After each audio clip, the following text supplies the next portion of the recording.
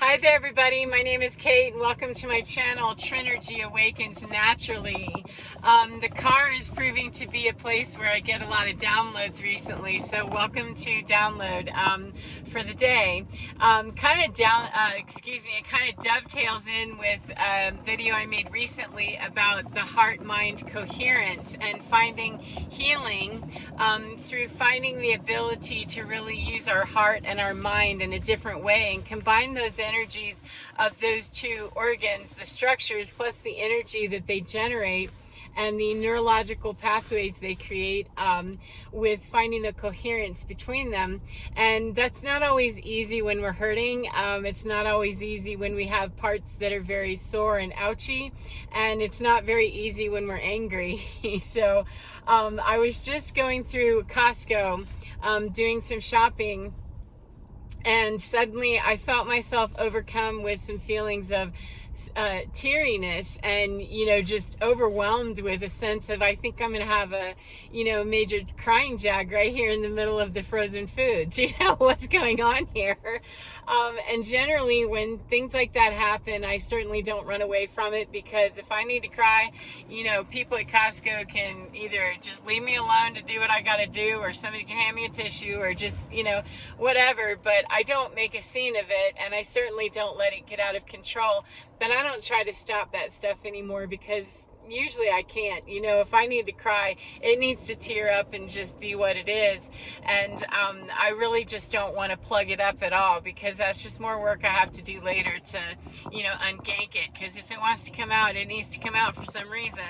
And most of the time, it can be monitored and managed in such a way that I'm not making a scene in the middle of the frozen food aisle at Costco. And I didn't, but I started asking, okay, spirit, heart, mind, what's going on here? What am I feeling sad about? What is this? And currently, though it's timeless message, it is currently the holidays in the United States. It's currently coming up into, we just finished Thanksgiving and we're going into Christmas. So there's a lot of kids, with their parents, and a lot of holiday decorations, a lot of familiar smells. Costco is a store that I shopped at routinely, bulk buying for the family when I was married and my kids were growing up and all of that. And so I spent a lot of time where I didn't shop at a Costco, and just recently in the last 6 months started going there for some bulk items. So anyhow, it just struck me that, oh wow, I haven't been in Costco since I was a family oriented person, with kids at home, and buying in bulk for that reason. And thinking about the many times that different foods, different products, different times of the year, supporting classroom activities for my children, and things like that, decorating the house, whatever it was. And I realized that, oh, there's attachment to memories, and sadness, because I'm not close to my children right now, unfortunately. So the divorce was rough on everybody, but I realized that part of that heart-mind coherence really has to be that we are able to, for me anyway, and I think we can probably find some agreement, across the board with many people who use these techniques, that part of the way of finding heart and mind coherence in the first place is to be able to find gratitude and softness, acceptance, kindness, compassion, words that really are very, very, very gentle in nature and are very accepting of where we are or where someone else is. Gratitude and appreciation are generally not felt in a hardened heart, not genuine appreciation, gratitude, that kind of thing. You won't generally find that in a hard heart, if it's in its true essence and in its true form. So as I was standing there and thinking, oh wow, yeah, I miss those days of my life, and then I realized, do I actually miss them?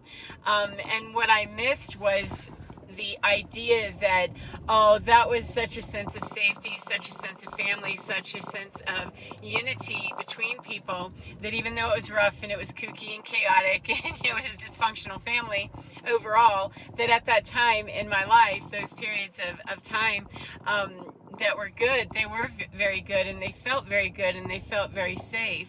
And people across the board tend to have an all or nothing kind of mentality, and especially people, excuse me, that have issues with anxiety. Oh, there's a big old accident up there, man.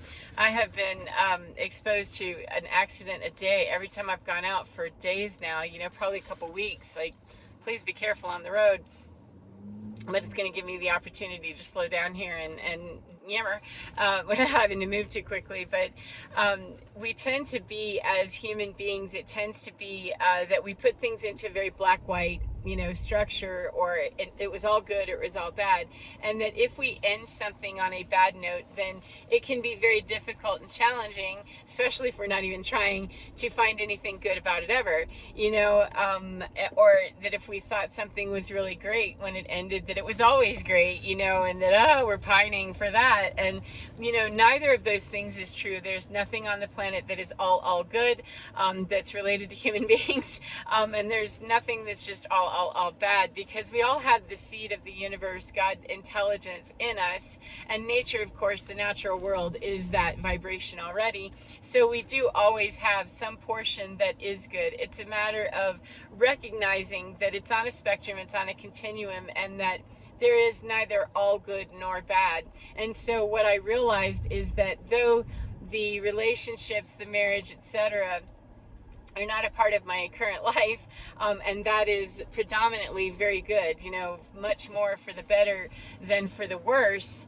It does not discount, take away, or devalue the fact that those relationships, that family structure, that marriage, even though, it was dysfunctional, and I was really at my most unhealthy in that relationship, not putting blame out there, just saying I went into it unhealthy and it didn't get magically better on its own.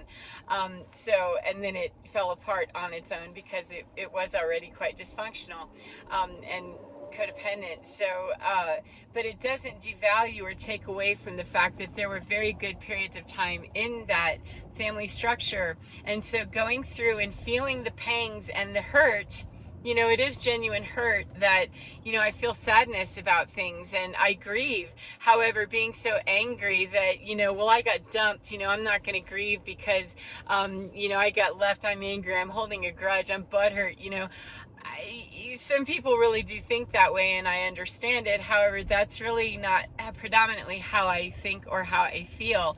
However, it doesn't mean that I don't feel twisted about it sometimes whenever I think about, well, I do hold some, I sure wish you hadn't done that. It was quite, unpleasant. I wish you hadn't.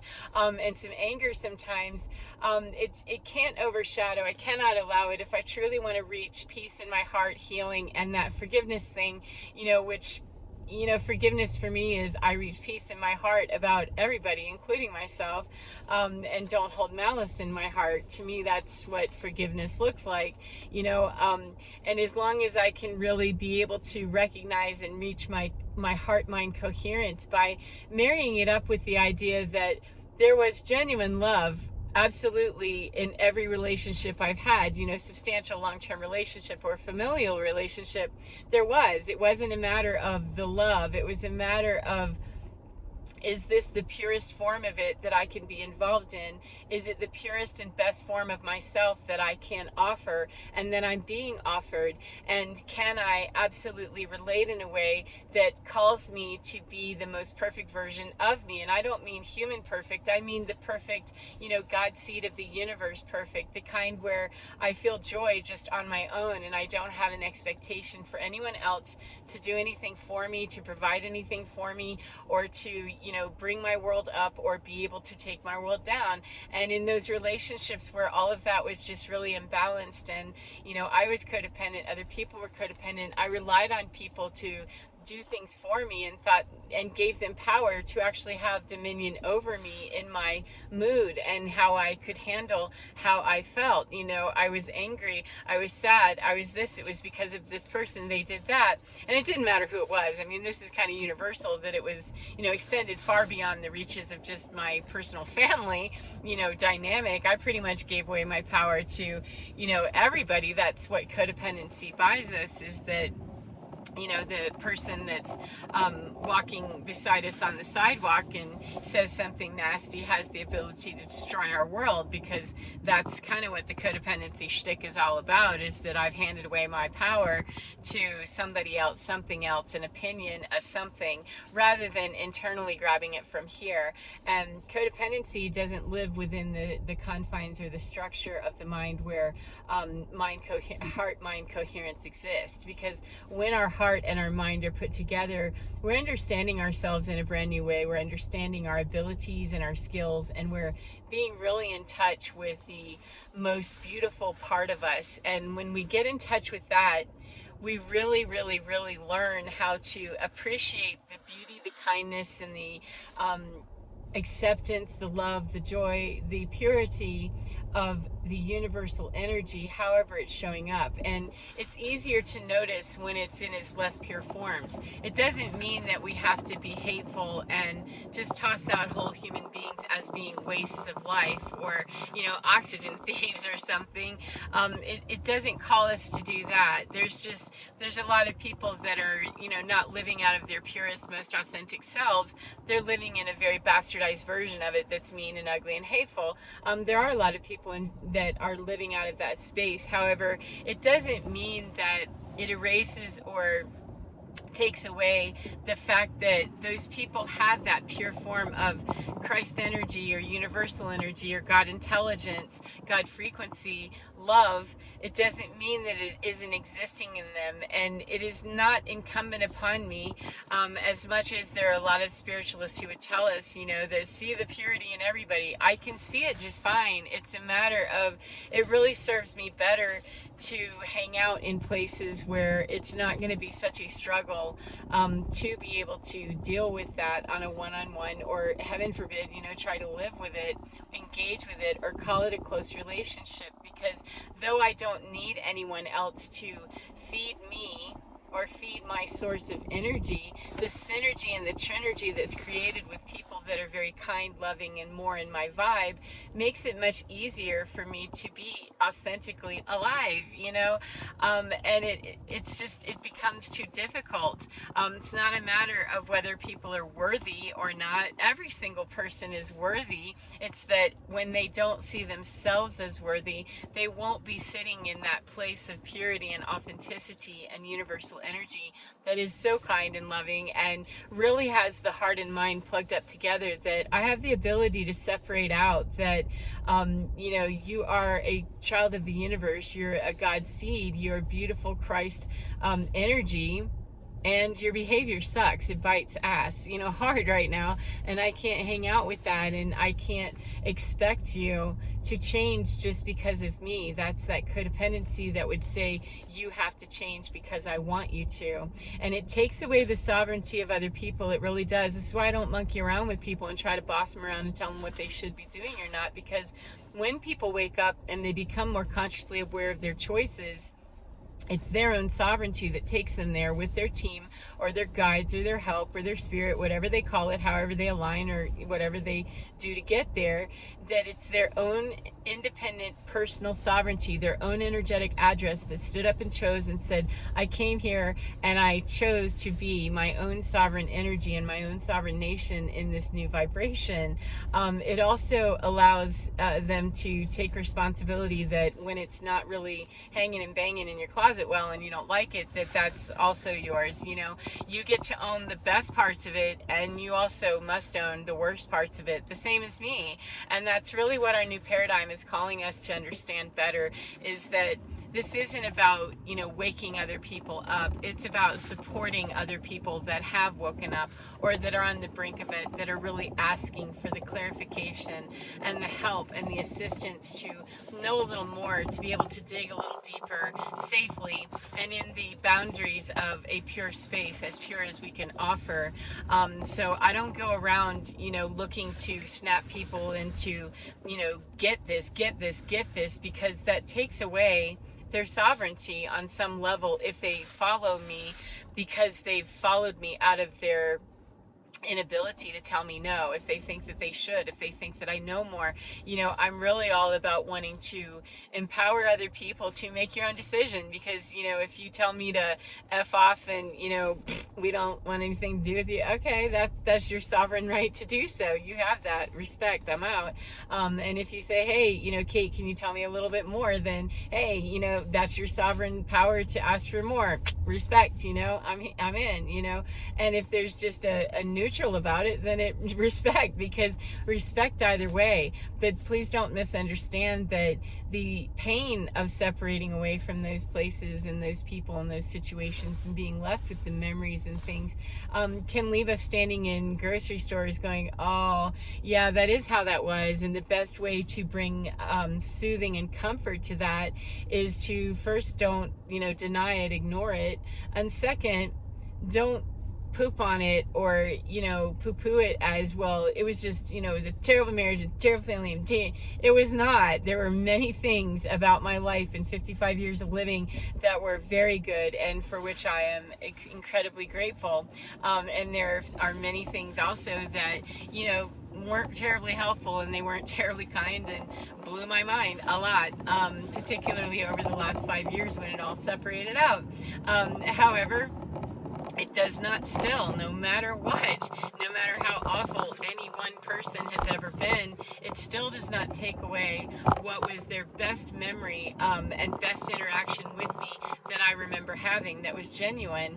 And we have the ability to retain that information and remember that. It's just humans are geared through the ego understanding to be quite negative and to remember the worst parts of everything. When we're chaos seekers and out there in that real matrix understanding, and we're kind of rooted in our 3D experience, we will look for the worst parts and we'll gravitate and be riveted upon the negative side of it and the victimization and all of it. That's just matrix. It's the old paradigm. It's the old understanding. Getting ready to pass this accident thing, whatever this is. Let's see here. I slow down for just a second to make sure I don't make things worse. Okay, cool. Oh, yeah, that's got a lot of debris with it, but there's no yellow tape, so props.